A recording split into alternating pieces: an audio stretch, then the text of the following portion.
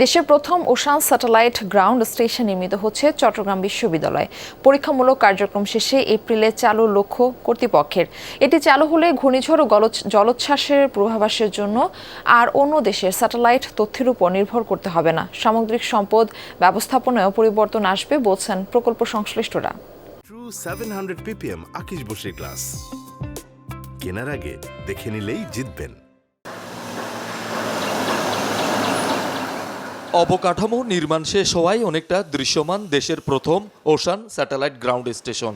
চট্টগ্রাম বিশ্ববিদ্যালয়ের সমুদ্র বিজ্ঞান অনুষদে নির্মিত এই স্টেশনটিতে এখন চলছে পরীক্ষামূলক কার্যক্রম। গবেষকরা বলছেন এটি চালু হলে দুর্যোগ ব্যবস্থাপনা, শিক্ষা ও সমুদ্র গবেষণার পাশাপাশি সমুদ্র সম্পদ ব্যবস্থাপনায় গুরুত্বপূর্ণ ভূমিকা রাখবে। আমরা মেট্রোলজিক্যাল সাইড থেকে যেরকম গবেষণা করতে পারবো, অশনোগ্রাফিক সাইড থেকে গবেষণা করতে পারবো, এনভায়রনমেন্টাল সাইড থেকে করতে পারবো, বা ক্লাইমেট চেঞ্জ পার্সপেক্টিভে করতে পারবো, কিংবা ধরেন বন ও পরিবেশের যদি আমরা ভেজিটেশন নিয়ে কাজ করতে চাই, ফরেস্ট নিয়ে কাজ করতে চাই, সেগুলো করতে পারবো। সির যে সমস্ত নিউট্রিয়েন্টস বলি বা ক্লোরোফিল বলি বা তার টেম্পারেচার কোন ধরনের, এগুলো আমরা এই স্টেশন থেকে পাবো এবং যেটা আলটিমেটলি ফিশারি রিসোর্সের যে হেল্পফুল হবে।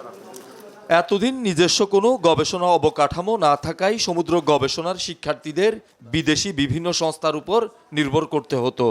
এতে যেমন বাড়তি অর্থ ব্যয় হতো, তেমনি নির্ভুল ডাটা পাওয়াও ছিল বড় চ্যালেঞ্জ। এই স্টেশন চালু হলে নিজেরাই স্যাটেলাইট ডেটা সংগ্রহ করে গবেষণা করতে পারবেন তারা।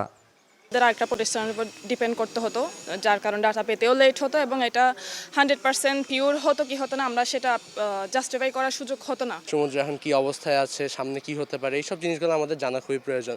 তো এই ক্ষেত্রে আমরা আগে বিভিন্ন অনেকের উপর ডিপেন্ডেন্ট ছিলাম, তো এই ডিপেন্ডেন্সির কারণে আসলে আমরা পিছিয়ে ছিলাম। রিয়েল ডাটাগুলো বা ইনস্ট্যান্ট যে ডাটাগুলো দরকার ওগুলো আমরা পেতে চাই, ওগুলো আমাদের অনেক দাম দিয়ে কিনতে হয়। তো এখন আমরা সরাসরি স্যাটেলাইট থেকে সরাসরি ডাটাগুলো পাবো, যেটা আমাদেরকে লাইভ ডাটা দিবে এবং ওটা অনুযায়ী আমরা আমাদের রিসার্চগুলো আগায় নিয়ে যেতে পারবো। বর্তমানে ঘূর্ণিঝড় ও জলোচ্ছ্বাসের পূর্বাভাসের জন্য বাংলাদেশকে যুক্তরাষ্ট্র ও ভারতের বিভিন্ন স্যাটেলাইট তথ্যের উপর নির্ভর করতে হয়। এই স্টেশন চালু হলে চীনের স্যাটেলাইট ব্যবহার করে বঙ্গোপসাগর কেন্দ্রিক রিয়েল টাইম ডেটা সংগ্রহ সম্ভব হবে। এতে দেশে দুর্যোগ পূর্বাভাস ও তথ্য বিশ্লেষণ আরও শক্তিশালী হবে বলে আশা কর্তৃপক্ষের। সামুদ্রিক যে জলোচ্ছ্বাস হয়, অন্যান্য যে প্রাকৃতিক দুর্যোগগুলো হয়, সেগুলো কিন্তু ইজিলি লোকেট করা যাবে, একেবারে অ্যাপ্রোপ্রিয়েটলি লোকেট করা যাবে। তো এই গ্রাউন্ড স্টেশন আমাদেরকে রিসার্চের সুযোগ দেবে, অ্যাজ ওয়েল অ্যাজ আমাদের ওয়েদার প্রেডিক্টেবিলিটির জন্য আমরা একটা ভালো কাজ হবে। প্রায় 70 কোটি টাকার এ প্রকল্পে আর্থিক, কারিগরি ও যান্ত্রিক সহায়তা দিচ্ছে একটি চীনা প্রতিষ্ঠান। শহীদুল সুমন, যমুনা নিউজ, চট্টগ্রাম।